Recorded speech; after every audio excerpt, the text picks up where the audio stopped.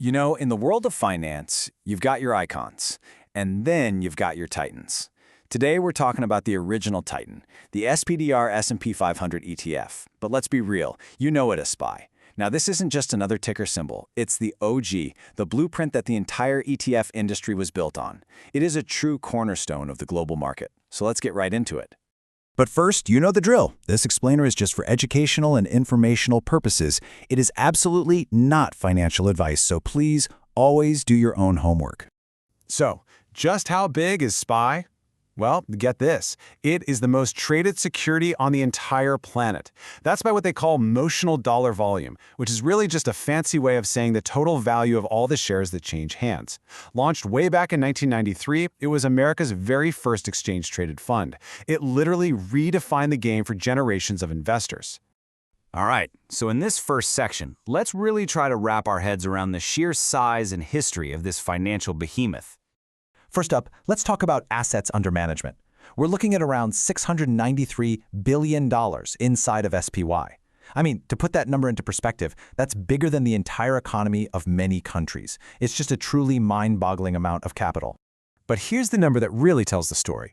Roughly $70 billion. That's how much trades every single day. That's not its total value, that's its daily churn. And this crazy level of activity is what we call liquidity. It's exactly why the pros, from hedge funds to huge pension funds, use SPY. They need to move massive amounts of money in an instant without disturbing the market. Okay, so we get it. It's huge. But what are you actually buying when you pick up a share of SPY? Let's pop the hood and take a look at the very DNA of the modern American economy. And what's wild is the concentration of power here. Yeah, SPY holds over 500 companies, but a tiny little handful at the very top are really driving the bus. You see the names you'd expect: NVIDIA, Apple, Microsoft. In fact, the group now known as the Magnificent Seven makes up a staggering 28 to 33% of the entire fund. So this brings us to a really important question. If a few tech giants have this much sway, are you truly diversified when you buy the S&P 500? And this perfectly captures the illusion of breadth. On the one hand, yeah, SPY saves you from the risk of any one single company collapsing. But on the other hand, the S&P 500 is more top-heavy today than it's been since the 1970s. So the takeaway here is critical. Buying SPY is now, more than ever, a concentrated bet on mega-cap American tech. You can see this concentration crystal clear when you break it down by sector. Information technology is just dominant, making up a full third of the index. And here's a crazy stat. The financial sector actually has more companies in it than tech, but its total weight is barely a third of tech's. This chart is basically a map showing where the money and power really are in today's economy. Now let's pivot to the track record and see how all of this actually translates into returns. Let's look at why SPY earned its reputation as a compounding machine. This chart really says it all, doesn't it? A single $10,000 investment back in 1993, just left alone with dividends reinvested, would have grown to over $285,000 today. That's an incredible cumulative return of over 2,750%. It's a powerful lesson in just buying and holding the American economy. But that journey was anything but a straight line up. This slide shows how SPY performed during 3 of the worst market crashes in modern times. But the key insight, what we call the iron rule, is this. SPY has always, eventually, recovered from every single crash and gone on to make new all-time highs. The only question has ever been, how long does it take? So, all this raises a central question. Now that there are cheaper S&P 500 ETFs out there, like VOO for example, why does SPY continue to absolutely dominate? Well, the answer comes down to one word: liquidity. Just look at this. SPY trades about $70 billion a day. Its closest rival, VOO, is down around $5 or $6 billion. If you're a professional trying to move millions of dollars without spooking the market, that difference isn't just big, it's everything. For that, SPY is still the only game in town. And then you have the options market. Here, SPY doesn't just dominate, it has a complete monopoly. It controls 99.2% of all S&P 500 ETF options. So this isn't just something you buy and hold. It's the deepest, most versatile derivatives platform in the history of finance. It's absolutely essential for traders looking to hedge risk or make sophisticated bets.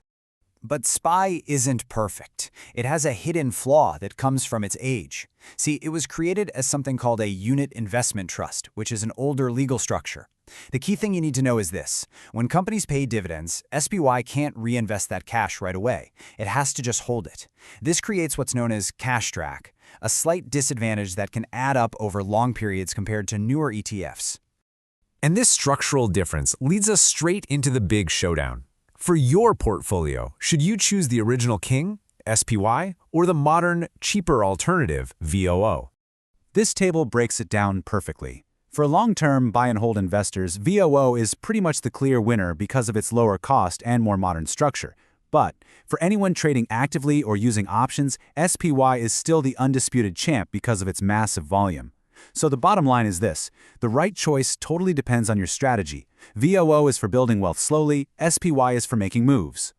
And here's a simple playbook to make that choice. For trading intraday or over a few weeks, you absolutely need SPY's liquidity. For very long-term, set-it-and-forget-it retirement investing, VOO's lower costs give it the edge. So the simple rule of thumb is, the more active you are, the more necessary SPY becomes. Okay, let's wrap this all up with a final assessment, bringing together all the key strengths and weaknesses of this iconic fund. But before we give a verdict, you have to understand the risks. First, there's market risk. SPY has no breaks. It takes 100% of the fall in a bear market. Second, concentration risk. Like we've seen, it's super reliant on just a handful of tech stocks. And third, that's structural risk. Its old-school design creates a small but permanent performance drag against its modern competitors. So, our final verdict is a solid 8 out of 10. SPY is the market, made tradable. It's a world-class instrument with an absolutely irreplaceable role for traders, institutions, and anyone using options. For the pure, passive, long-term investor, it's slightly less than perfect because of its costs, but you just can't deny its 30-plus-year track record. And to close, a final reminder. This explainer is for educational and informational purposes only. Nothing in this video should be considered financial advice, investment advice, or a recommendation to buy or sell any security. All investments involve risk, including the possible loss of principal. Always conduct your own research or consult with a licensed financial advisor before making any investment decisions.